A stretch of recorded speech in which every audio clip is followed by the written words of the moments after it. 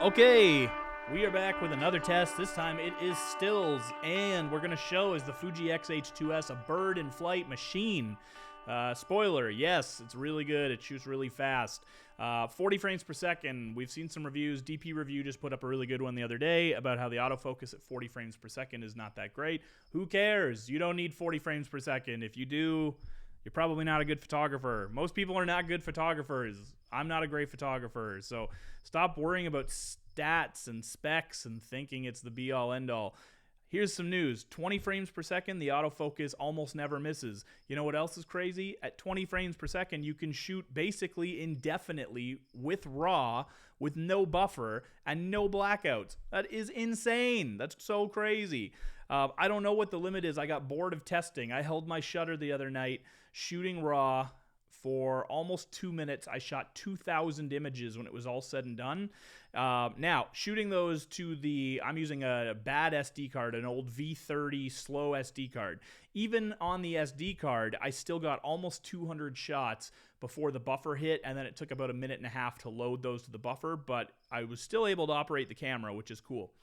But on the CF Express card, like I said, 2,000 images immediately hit the buffer, immediately cleared all those images to the card, no delay at all, was bonkers. So 20 frames per second is plenty. 40 frames per second definitely works on the camera. The autofocus definitely works, but it's not going to track something well. So where would I use 40 frames per second? A hummingbird at a plant, where I'm not trying to track the bird, I'm just trying to get that specific frame, a pitcher throwing a ball, a baseball batter hitting, maybe like a really fast bird on a perch or something if it was doing some sort of preening display. But I would not use 40 frames per second for a bird in flight.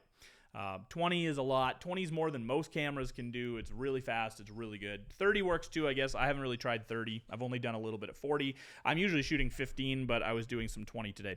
So we're just going to screen share. Hopefully my computer, I'm recording my audio. I'm recording my screen. I'm running on one photo raw. So we'll see how much we bog down. But these are shots from this morning and see how we did. So I'm not saying these photos are all going to be good, and I'm going to have a separate video coming for an ISO test. But let's see what we did. So this is, I think, a turkey vulture.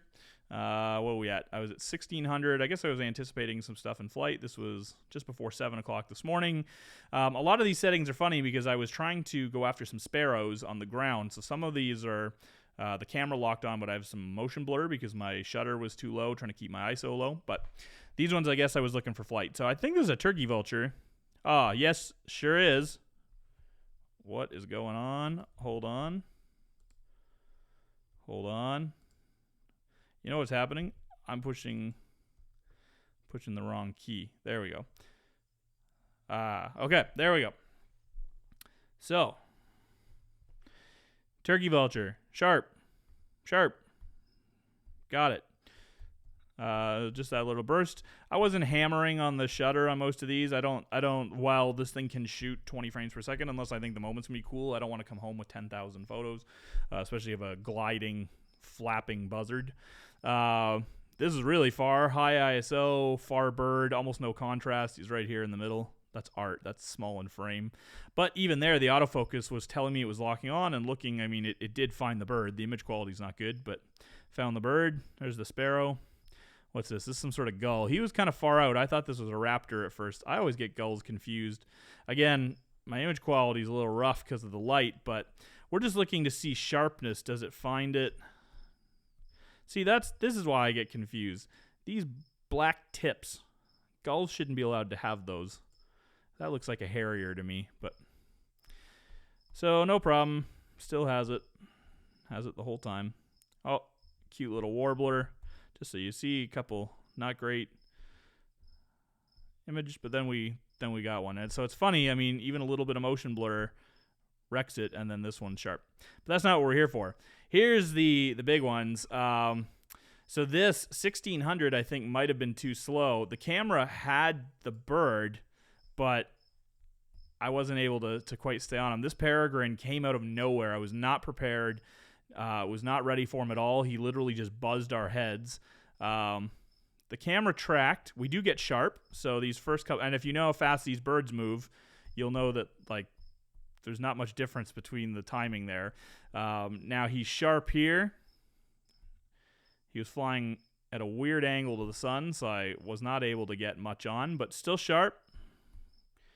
Had him. You can see there's already like some motion blur on the tips of the wings. This one I think I adjusted some shadows. A little bit of motion blur still. Like, I mean, the camera clearly is focusing on the bird, but he's not tack sharp because of my settings. A little bit better there. These are not sky replacements either. These are, it looks very fake. This photo is like funny how fake it looks, but I literally, this is the raw. I have not touched anything with this at all. But again, so look at this. Like, I mean, a Peregrine falcon filling the frame right in front of you, unprepared, and the camera still, like, literally, I saw the bird pointed at the sky and just like blasted. And I don't know. We'll see if one of these is a shot that I end up being happy with. I'm happy because it's my first Peregrine falcon. So we'll just remove any noise, enhance some detail, and let's see what's in the shadows. That's not bad. It's not that bad. That's not that bad. I mean, without the crop at a normal viewing angle, and we all know what cropping does to your IQ, that's not bad at all. I'll take that, actually. And you know what else? When these shots suck, let's make them black and white. Oh yeah, look at that. And then what do we do? We take a black and white and we'll like turn up some contrast, punch those shadows. Oh, and you know, black and white shots, they always need a little structure. And there we go. There's our high key. That looks all right. I love white backgrounds, so. But let's get, this isn't an editing video. Okay, so we had him. Still has him. Again, a little bit of motion blur. But the camera tracked it. I did not feel like the camera was giving me any issues. And like trying to even just keep the bird in the frame was hard. What do we have here? We have a Cormorant in terrible lighting. Probably blowing, maybe not quite blowing out, but terrible lighting. Again, flying pretty fast. Camera tracked it well. But getting those details you want, I probably would have needed you know, a much higher shutter, which I could have got away with. I could have dropped the ISO, but I wasn't ready. A lot of times what happens if I see high ISO and then my shutter speed is wonky, because Fuji still needs to make it quicker to update the ISO. I have it to the D-pad, so it's pretty fast, but it's not as fast as a dial. So if something happens like right in front of me, I'd rather keep my ISO high just in case I need it, and then I can just blast the shutter. So I was actually shooting songbirds at a higher ISO and a lower shutter, maybe about 1/1000, and then I saw him buzz by, and I love these Canadian penguins, so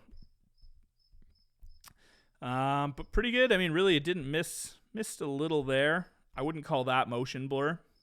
I'm not here making excuses. I mean, if that's sharp, he didn't suddenly start going faster, so it probably missed him a little on a couple of those. But overall, pretty good. Now this one, you can see all of a sudden the lighting changes. It's still, there's still, what do we have? So it's still not fantastic image quality when you start pixel peeping. But if you take the noise, I mean, you could definitely work with that, for sure. And that's one of the draws of shooting like 900 millimeters is that you shouldn't be cropping in that much. If I wanted to crop, I would shoot something else. Like I'm shooting this so I don't have to crop. I think you have to be aware of that for your image quality. And if you just go back through this series, you can see, like here, there's really no contrast. The contrast is in the wrong places. It's like super deep shadow and then super bright highlights on the face. So once he starts to get into more even light, all of a sudden the image quality gets better. Cormorants are pretty fast. There's a clear loss. So they're pretty fast birds, and especially when he buzzes like right past you, that's tough to keep him in frame, and it's tough to keep focus. So this is where the camera obviously missed focus. So I mean, some of those were a little, then it missed here, and then gets back on. Don't know why it missed those, but again, lots of shots that work. I don't know what that is. I think that's another cormorant. And, oh, back to my little guy. Here's the Peregrine. These would be some of my favorite shots. I'm really into shooting through foreground. I wish he was going sideways. Like, I mean, getting the back end of him is rough. The light's a little harsh, but it's funny because I'm getting more detail even than when he was right on top of me because the light is better at this angle. That's a junk shot. Still had him, though. Again, cool, wrong angle for my things. But look at that. Like, we're shooting him through grass, and we didn't lose. Even there, it's still tracking him. Now, what happened here? That's our Peregrine, and I don't know who that is. If that's an angry tern, or if that starts to get into eagle territory. And, like, I mean, even here, it still has him until he goes behind. Now, I think this is getting into our eagle. This is. He was far in bad light at this point. I thought this was a turkey vulture because there were so many. Big black bird, you know, kind of looks turkey vulture-ish. It wasn't until I think I peeped like one of these shots. I thought, maybe that's not a vulture. But it wasn't until a little bit later we'll see when it was clearly identified as an eagle. And again, you might say, well, look at the beak here. It's an eagle. But like, you're not seeing that. Again, there's no blackout, but you're just trying to keep them in your frame. So it was after I reviewed these shots later. So, I mean, the camera's got focus on the bird for sure. He was not moving that quick, although he was getting harassed by the tern. That's out of focus. I don't even know. Oh, there. Oh, actually, you know, it's funny. No, it's not. The bird is still in focus, even though it's through the bush. Like, he's sharp. I didn't even think there was a bird there. This is a perfect bird picture. That's how birds should be in every picture, just hidden. Oh, look at that. Track. Again, I don't know. That looks like a vulture. That's a vulture for sure. That's also a vulture. So you can see why I thought he was a vulture, because I'm not crazy. There were vultures. That I don't know what that is. Maybe our Peregrine. Not sharp. It was our Peregrine. Here he is again, but it got onto him pretty quick. Vulture, still sharp. Cormorant. Lost him here against the water. So I actually lost him more. Starts to get back here. Has him here. I kind of like that one. I like the foreground. Foreground's cool. Without the foreground, that's just like a boring shot. But I like that. I think I can do something with that. Turns. Turns are quick, as we've saw. Chasing everything. No problem. Bam, bam, bam, bam, bam. Look, sharp. I haven't deleted any misses. I'm not scamming the system here. These are all... Sorry, it's my computer chopping along. These are all subject bird detect, too. So, starts to maybe get a little soft on his butt here once you can't see his face. Or is my computer just loading the shots? Yeah, maybe it started to lose him a little there once he started going the other way. Just see if my computer is loading. No, I think that is soft. All right, there we go. So, I mean, if you really care about turn butts, then maybe not the right way. That is cool. Oh, there we go. We're back to eagle. Here we are. And you can see the sun was tough. This was tough fighting, but that's not bad. I mean, I can deal with the noise, but like if you look, if that's what you start with, for anybody saying the sensor sucks, like, I mean, you can recover quite a bit there. I'm happy with that. So here we go. He comes by. Here's our friend, our juvenile bald eagle.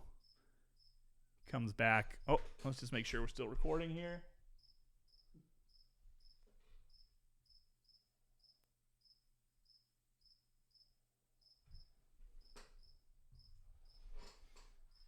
Not sure what happened. I don't know if that was recording or if what happened, but anyway, we've got video back.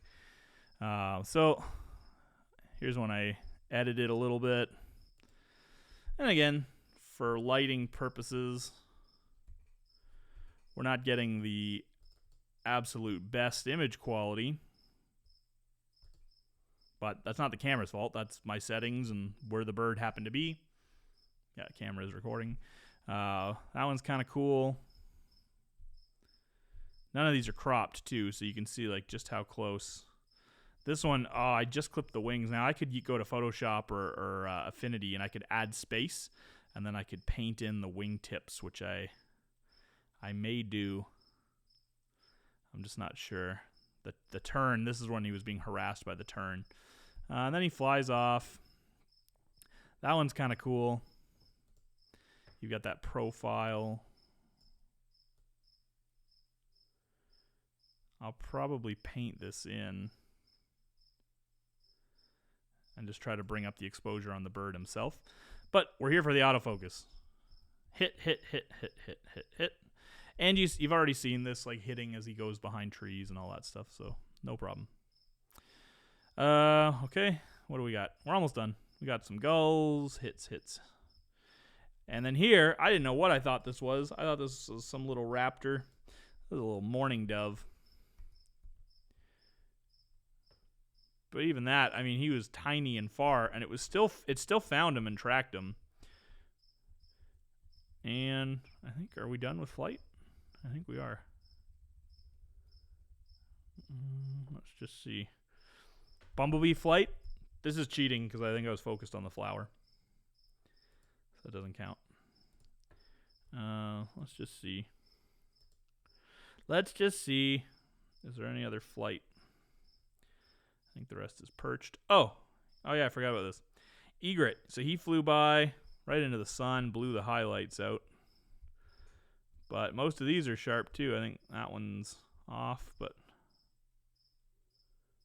a couple of these are off.